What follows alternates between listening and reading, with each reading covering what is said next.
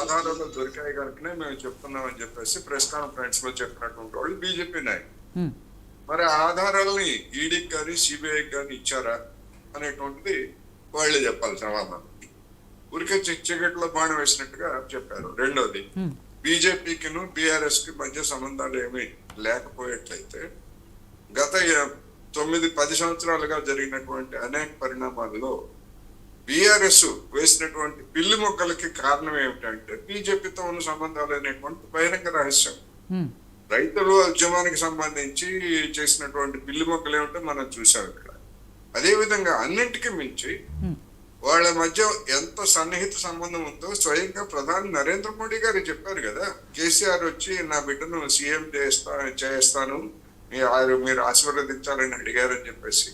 అంటే ఎంత సన్నిహిత సంబంధం లేకపోతే, ఎంత దగ్గరతనం లేకపోతే ఒక ప్రధానమంత్రి దగ్గరికి వెళ్ళి ఒక ముఖ్యమంత్రి ఆ విధమైనటువంటి మాటలు చెప్పగలరు అనేటువంటిది ఆ రోజే అర్థమైపోయింది. అందువలన బీజేపీ బీఆర్ఎస్ ఒకటే అని చెప్పేసి కాంగ్రెస్ చెప్పకముందే బీజేపీ వాళ్ళే చెప్పుకున్నారు. బీజేపీ వాళ్ళు చేసుకున్నటువంటి ప్రచారమే వాళ్ళకి తగినటువంటి పాఠం నేర్పింది అనేటువంటిది ఒకటి. ఇప్పుడు ఈ కవిత అరెస్టు సందర్భంగా బీఆర్ఎస్ నాయకులు ఏం చెప్తున్నారు, రేవంత్ రెడ్డి గారును నరేంద్ర మోడీ గారు కలిసి అరెస్ట్ చేయించారు అని చెప్పేసి వాళ్ళు టీవీల ముందు మాట్లాడి మనం చూస్తాం.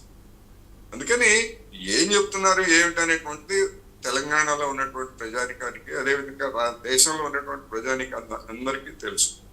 ఇప్పటి వరకు మరి అరెస్ట్ చేయలేదు, గతంలోనే అరెస్ట్ చేసి ఉండేవాళ్ళు కదా అని చెప్పేసి బీజేపీ పెద్దలు మాట్లాడుతున్నారు.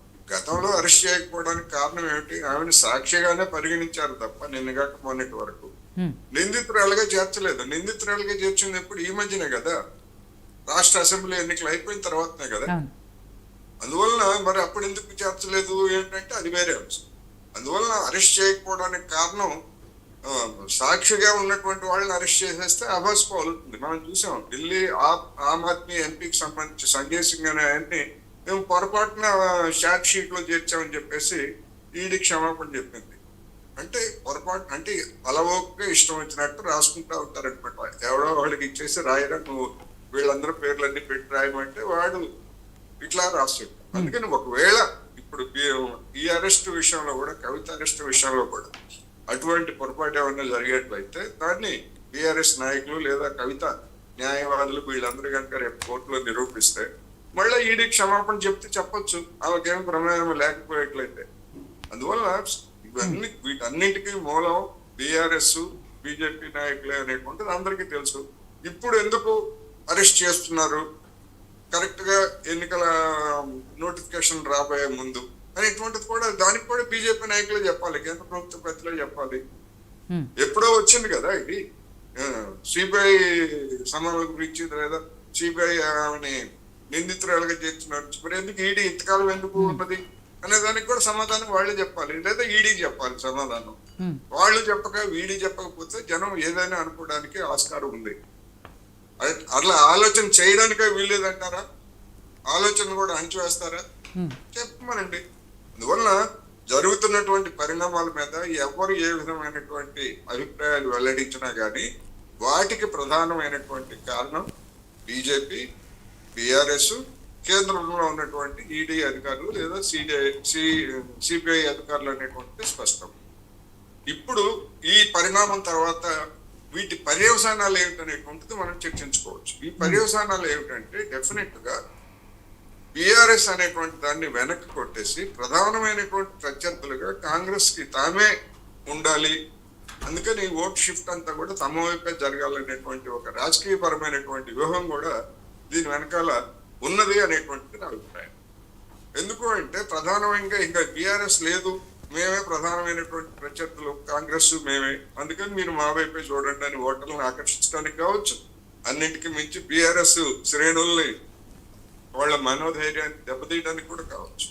అందువలన అయితే దీని ఫలితం ఎట్లా ఉంటుంది ఏమిటనేటువంటిది రేపు అభ్యర్థులకి ఖరారైన తర్వాత, ప్రచారంలోకి వెళ్ళిన తర్వాత జనం ఎట్లా దీన్ని స్వీకరిస్తున్నారు అనేటువంటి చూసిన తర్వాత మాత్రమే చెప్పగలం. కానీ అప్పటి వరకు వెల్లడించేటువంటి అభిప్రాయాలన్నీ కూడా ఊహాజనితమై హైపోథెటికల్ సంబంధించినటువంటి అంశాలు. అందుకని డెఫినెట్ గా ఇది బీఆర్ఎస్ ని రాజకీయంగా దెబ్బతీసేటువంటి పరిణామం. అయితే దీనివల్ల బీజేపీకి లబ్ధి చేకూరుతుందా అనేటువంటి పెద్ద ప్రశ్న. దీనివల్ల బీజేపీకి లబ్ధి చేకూరేటువంటి అవకాశాలు పరిమితంగానే ఉంటాయనేది నా అభిప్రాయం. ఎందుకు అంటే ఆరోపణలో అరెస్ట్ వెనుక రేవంత్ రెడ్డి గారు ఉన్నారు, కాంగ్రెస్ ఉందని ఆరోపణ చేయొచ్చు, కానీ దానికి ఎలాంటి శాంటిటీ ఉండదు. జనం కూడా దాన్ని నమ్మేటువంటి పరిస్థితి లేదు. అరెస్ట్ చేసింది, చేయించింది బీజేపీ అనేటువంటి అభిప్రాయం నిజంగా కవిత అభిమానులు లేదా బీఆర్ఎస్ అభిమానులు కనుక ఉండేట్లయితే ఆ ఆగ్రహాన్ని బీజేపీ మీద తీర్చుకోవడానికి కూడా రాబోయే ఎన్నికలని అవకాశంగా తీసుకొని ఇష్టం ఉన్నా లేకపోయినా కానీ దిగువ స్థాయిలో ఉన్నటువంటి వాళ్ళు కాంగ్రెస్ కు పుట్టేసి బీజేపీ మీద ఆగ్రహాన్ని ప్రదర్శించిన ఆశ్చర్యం లేదు. అది జరుగుతుందా లేదా అనేటువంటిది క్యాంపెయిన్ లోకి వెళ్ళిన తర్వాత కానీ స్పష్టం కాదు అనేటువంటిది నేను ఈ సందర్భంగా చెప్పదలుచుకున్నాను. సో మొత్తం మీద కవిత అరెస్టుతో ఆవిడ ఇంటి దగ్గర బీఆర్ఎస్ కార్యకర్తలు, నాయకులు ఆందోళనకు దిగారు. ప్రస్తుతం ఇంటి దగ్గర పరిస్థితి ఎలా ఉందనేది మా ప్రతినిధి రవి అందిస్తారు. రవి.